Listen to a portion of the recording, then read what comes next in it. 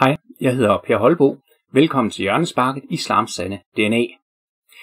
Den 10. december 2020, altså sidste år, der bragte Kristi Dagblad en artikel om Massoud Firuzandeh, som i Korslykke Sogn blev truet.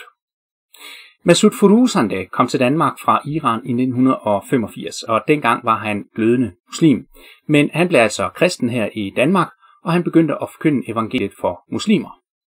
I 2011 blev han ordineret til præst, og gennem sin tjeneste der har han døbt flere end 600 tidligere muslimer.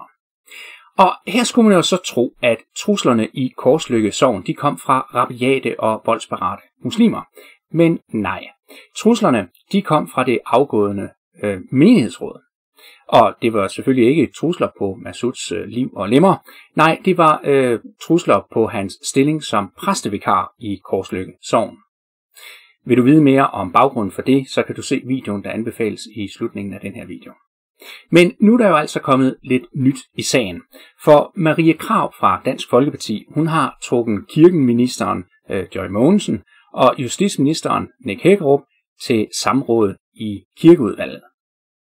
Og her var udmeldingen klokkeklar.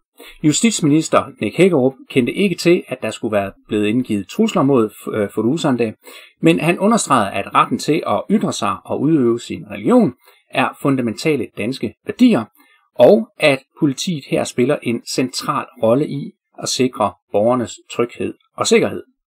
Altså, Massoud har al ret til at udtrykke sig kritisk om islam, og hvis rabiate og voldsparate muslimer truer ham på livet, ja, så er det altså politiets opgave at sørge for hans sikkerhed. Kirkeministeren, Joy Mogensen, hun er helt på bølgelængde her.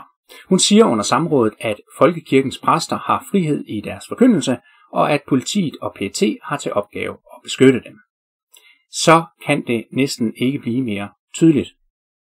Det afgående menighedsråd i Korslykke Sogn, de mente altså, at præstens holdning til islam var et problem, fordi man kunne risikere, at rabiate og voldsparate muslimer ville angribe præsten eller andre af kirkens ansatte.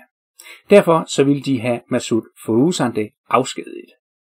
Deres holdning den var altså, at hvis vanvittige mennesker er parate til at bruge vold, så skal man fjerne den præst, de er sure på, ikke sørge for hans sikkerhed og standse voldsmændene i deres forhavne.